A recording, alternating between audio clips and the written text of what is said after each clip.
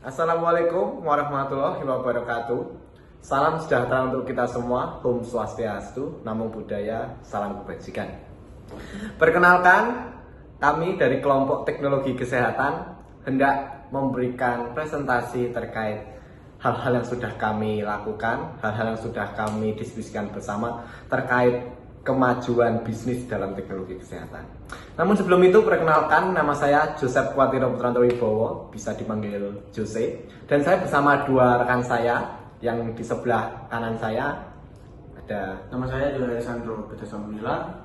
dan di sebelah kiri saya, Denny Francis James. dan kami akan mempresentasikan terkait model bisnis baru dalam dunia kesehatan.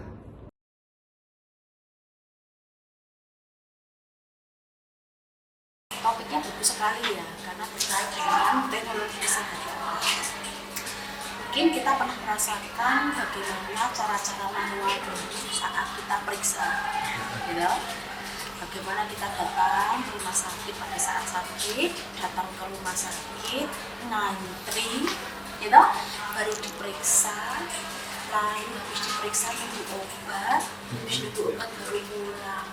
Sampai rumah tambah sakit karena lalu menjadi lama, dan orang tua yang harus memeriksa harus butuh waktu lama untuk ngantar anaknya gitu.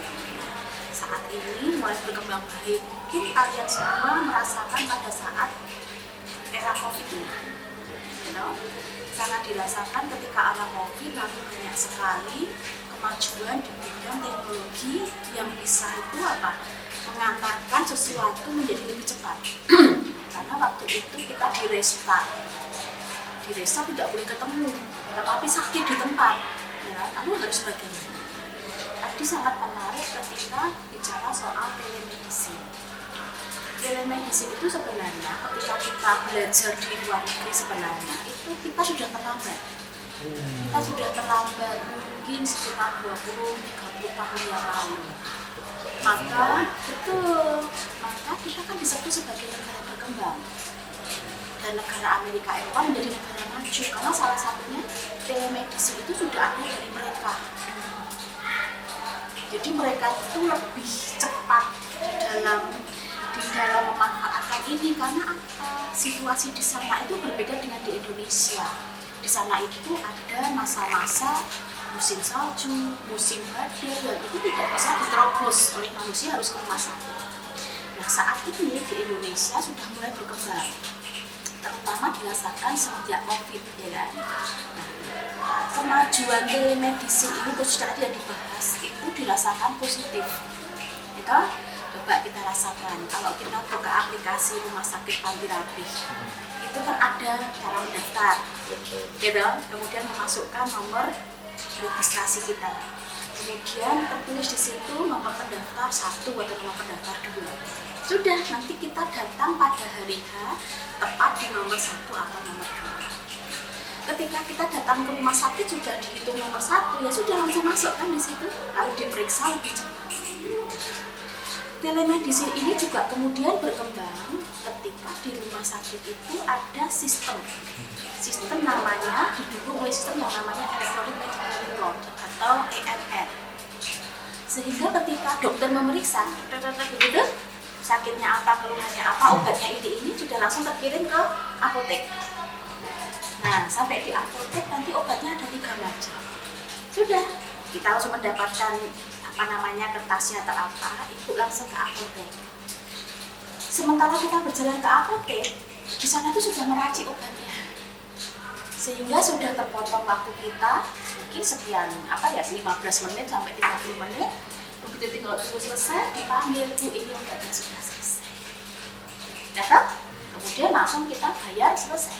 Sudah, jadi semua yang namanya telemedicine itu didukung oleh Electronic Medical Record yang sudah lalu menjadi cepat sistemnya. Nah, itu kalau kita sistem di rumah sakit. Tetapi saat ini berkembang lagi telemedicine yang kita bisa konsultasi dari rumah. Nah, coba misalnya nanti kalian coba buka salah satu konsultasi dokter misalnya penyakit apa. Di situ sudah tersedia dokter A, B, C. Kita mau klik yang mana? Dok, keluhan saya itu batuk pilek ini pasti akan ada solusinya. Gitu? Nah, dari solusi itu kita bisa melakukan apa yang menjadi advice-nya atau apa yang menjadi harusnya kamu istirahat sekian jam, minum sekian, nanti kalau misalnya masih sakit dalam waktu sekian jam, kamu ganti. Itu salah satu kemudahan kita bagaimana kita menggunakan telemedicine dari ini. Coba boleh dibuka saja di situ. Nah, ada di situ telemedicine kepada dokter siapa itu kan ada. Nanti kalian boleh itu buka setelah wawancara. Boleh aja dimasukkan menjadi salah satu dukungan kalian saat mengerjakan tugas. Tentu saja itu sangat menghemat. Satu, menghemat waktu, ya toh. Dua, menghemat tenaga, ya toh. Ya kalau kalian berada dari sisi bisnis ya menghemat waktu pasti ya toh. Bisa digunakan untuk waktu yang lain. Itu salah satu sisi positifnya. Yang itu dirasakan dampaknya. Mungkin teman-teman kalian semua bisa ngecek dampak apa secara jumlah yang kalian dapat. Sekarang kalau melihat dampak positif, sekarang kita juga lihat dampak negatif pasti ada. Yang saat ini dirasakan, jadi kalian itu kan tinggal di Jogja ya, yang notabene itu merupakan kota besar, kota di mana terhubung antar pabrik itu sangat amat dekat. Nah, kalau kalian ada di luar pulau misalnya ada di NTT atau di Sulawesi atau bahkan di Papua, kalian bisa merasakan akses internet itu amat sangat sulit.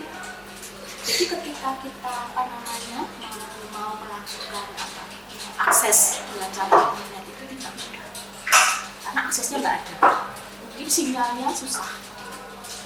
Ya, itu salah satu dampak negatif sebenarnya yang kita dapat, karena masih belum terpantau ke seluruh pelosok.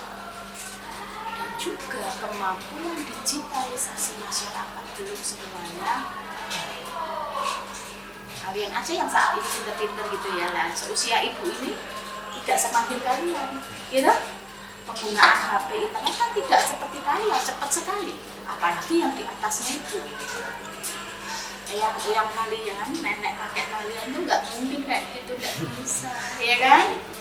Nah, contoh misalnya mau periksa BPJS, susah toh, mau masuk ke sini, nanti kalian boleh buka aplikasi Satu Sehat itu, shootkan itu kalau orang-orang yang tua yang nggak ngerti, itu nggak bisa. Karena HP ini muncul kapan itu bisa dicari di jurnal. Jadi orang-orang yang kelompok yang lalu nggak akan bisa. Itu salah satu dampak negatifnya. Ya bukan negatif ya, mungkin dikatakan masih kurang begitu. Maka perlu dukungan kalian semua yang masih muda bagaimana memampukan mereka supaya bisa akses. Begitu. Ini yang dirasakan terkait dengan kemajuan teknologi yang digunakan di bidang kesehatan. Itu Mas Yusuf dan Mas.